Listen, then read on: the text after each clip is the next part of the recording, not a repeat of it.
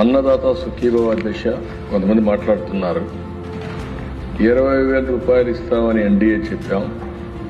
3 instalments కేంద్ర సమానంగా రాష్ట్ర వాటా కింద 14,000, కేంద్ర వాటా కింద 6,000, మొత్తం 20,000 ఇస్తున్నాం. అయితే అధ్యక్ష ఎవరైతే విమర్శిస్తున్నారో అని చెప్పేది 7,500 రూపాయలు వాళ్ళు రైతులకు ఇస్తే ఈరోజు 14,000 రూపాయలు రాష్ట్ర ప్రభుత్వం అంటే రెండింతలు ఇస్తున్నామని చెప్పి కూడా నేను మీకు తెలియజేస్తున్నాను. ఆ రోజు ఒక్క రైతుకి డబ్బులు ఇస్తున్నామని చెప్పి మిగిలినన్ని కట్ చేశారు. అంటే వ్యవసాయాన్ని పూర్తిగా నిర్వీర్యం చేసే పరిస్థితికి వచ్చారు. ఈరోజు మనం నిన్న కూడా మినిస్టర్ గారు వీళ్ళందరూ మాట్లాడారు, మీరు చూశారు. 47 లక్షల మందికి ఇన్పుట్ సబ్సిడీ 310 కోట్లు ఇచ్చాం.